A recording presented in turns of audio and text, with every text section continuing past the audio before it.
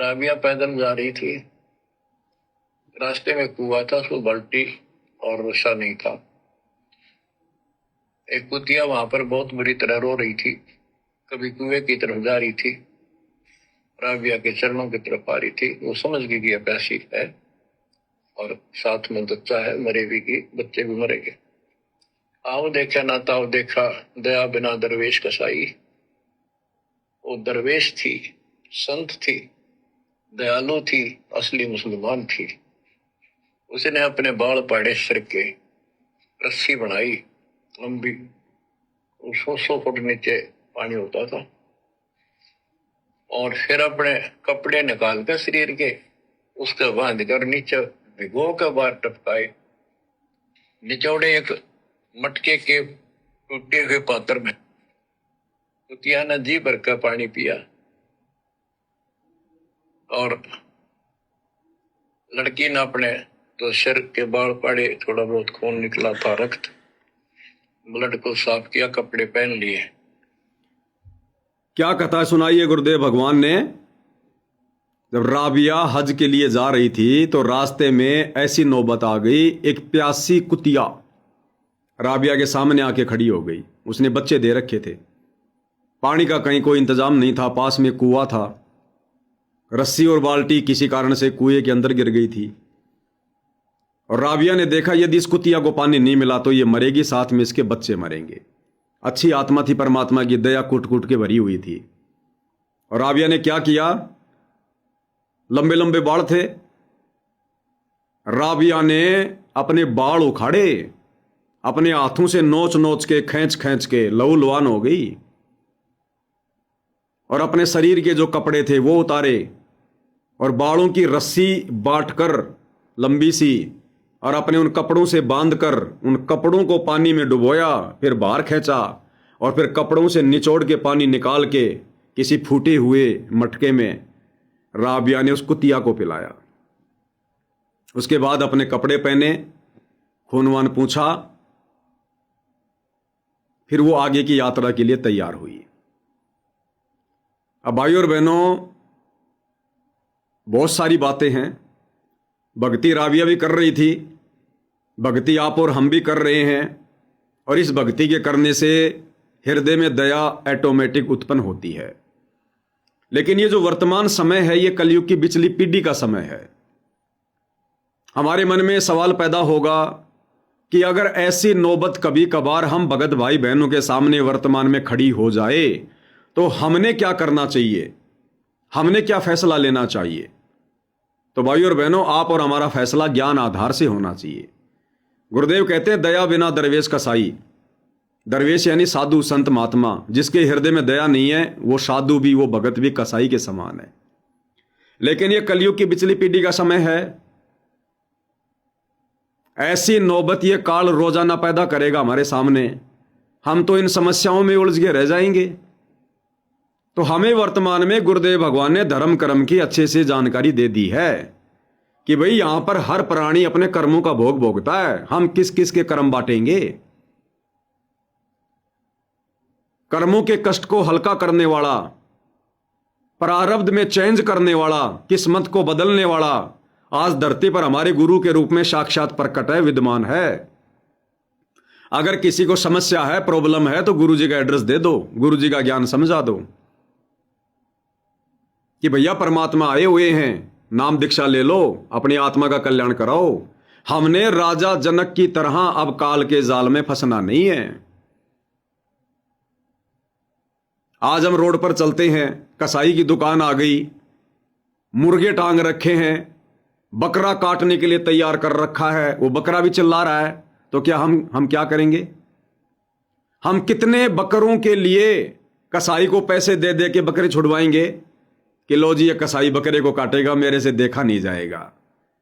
ए भाई ये बकरा कितने का है, 4,000 का, ले भाई तू 5,000 ले बकरा मुझे दे दे। वो दे देगा, 1,000 रुपए का फायदा हो रहा है।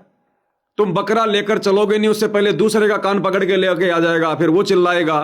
कितने छुड़वाओगे, कितने बचाओगे, कहां तक दया दिखाओगे।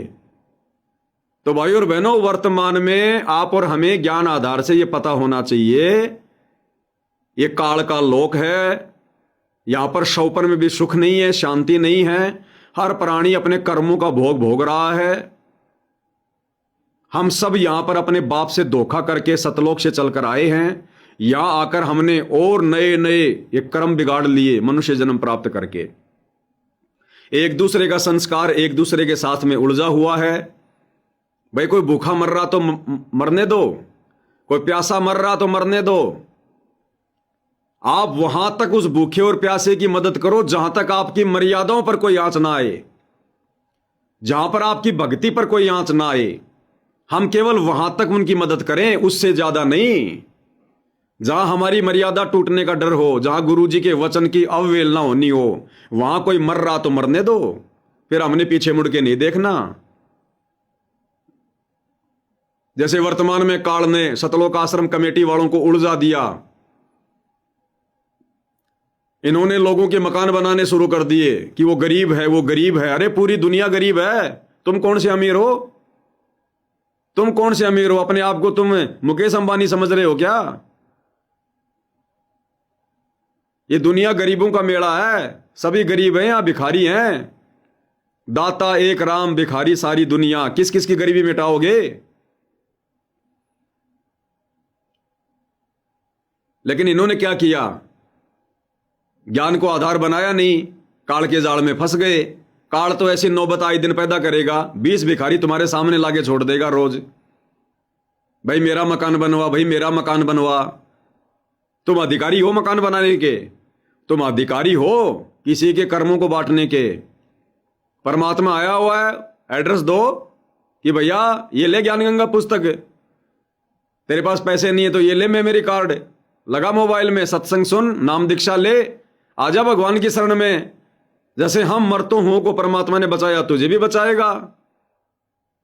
अरे तुम लोगों की क्या हालत थी जो आज तुम दुनिया के मकान बना रहे हो, अपने आप को अमीर समझ रहे हो। जब तुम लोगों ने सतगुरु से दीक्षा ली थी 20, 25, 30 साल पहले, तो भक्तों तुम्हारी क्या हालत थी? सतलोक आश्रम कमेटी वालों, तुम्हारे घरों में दाने नहीं थे। कोई भूत प्रेत की बाधा से दुखी था, मरने को तैयार था, आत्महत्या करने को तैयार था। तुम्हारे इंटरव्यू लिखे हुए ना। तुम लोगों की क्या दशा थी? तो गुरुदेव भगवान ने तुम्हारी मदद किस प्रकार से की? तुम्हारे मकान, गुरुदेव ने तुम्हारे मकान बनवा कर तुम्हारी मदद की क्या?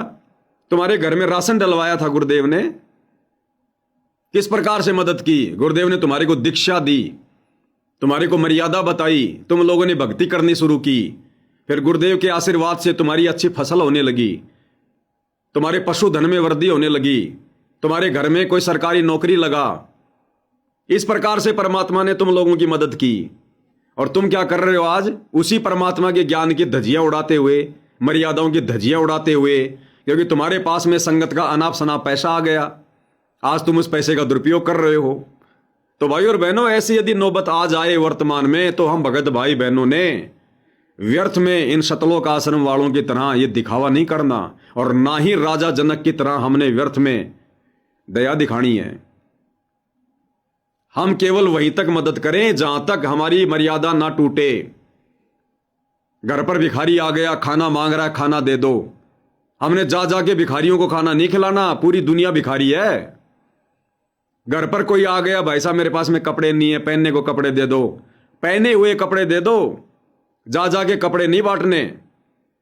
इस प्रकार से बताया गुरुदेव ने। हमने जा जाके राशन नहीं बांटना, जा जाके मकान नहीं बनाने, ये ठेकेदारी हमारी नहीं है, ध्यान रखना। तो अगर इस प्रकार की कोई नौबत हमारे सामने पैदा हो जाए, मान लो इस प्रकार से कोई कुतिया आ जाए हमारे सामने, और ऐसी जगह हो जहां पर पीने को पानी भी नहीं है, तो भाई और बहनों, आप और हमने अपने बाल बूल नहीं पाड़ने। आप और हमने इतनी मेहनत करने की जरूरत नहीं है। हमारे पास में अगर पानी वाणी है थोड़ा बहुत, उसको पिला दो। फिर भी नहीं है तो अपना सुमरण करते रहो और आगे बढ़ते रहो। हमने बाल पाड़ने की जरूरत नहीं है, ये समय बाल पाड़ने का नहीं है। नहीं तो काल फिर हमारे को पाड़ के रख देगा। यहां सब प्राणी अपने कर्मों का भोग भोगते हैं। जैसा उस कुतिया के भाग्य में लिखा हुआ है वो अपना वही भोगेगी। तो आप और हमने इन बातों का ध्यान रखना है। ये व्यर्थ की दरिया दिली दिखाकर हमने काल के इस जाल में नहीं फंसना। वर्तमान में परमात्मा ने बता रखा है धर्म कैसे करना है, दया कहां दिखानी है। ये सतलोक आश्रम कमेटी वाले ये अपने खुद के भगत भाई बहनों को तो लठों से मारते हैं। जब मैं पवन दास अपनी तारीख पे जाता हूं तो सतलोक आश्रम के गुंडे आ जाते हैं 10-15 मुझे मारने के लिए। साथ संगति में आकर भक्तों को ये लठ मारते हैं, भक्तों के ऊपर ये मुकदमे करते हैं, गाड़ियां निकालते हैं और दुनिया में दिखावा करते हैं, मकान बनाकर दरियादिली दिखाने का, दया दिखाने का, हम भगत हैं। तो ये इस भक्ति मार्ग में ड्रामा नहीं चलता भाई। तो हम साथ संगति से जुड़े भाई बहनों ने ध्यान रखना है, हमने काल की बकवादों में नहीं फंसना है, नहीं तो ठग लेगा काल, जैसे आश्रम वालों को ठग लिया। संगत का करोड़ों रुपया जो ज्योति पाठ और दान का, बेचारे खून पसीना एक करके थोड़ा थोड़ा पैसा जोड़ते हैं, गुरुजी के आश्रम में जाएंगे, दान करेंगे और उस पैसे को कहां बर्बाद कर रहे हैं ये लोग? अपने कर्म फोड़ दिए, संगत के कर्म फोड़ दिए। तो आप और हमने व्यर्थ की दरियादिली बिल्कुल भी नहीं दिखानी है। ये ज्ञान मार्ग है और इस ज्ञान मार्ग में जब तक ज्ञान को आधार बना के नहीं चलेंगे, कदम कदम पर काल ठगेगा हमारे को।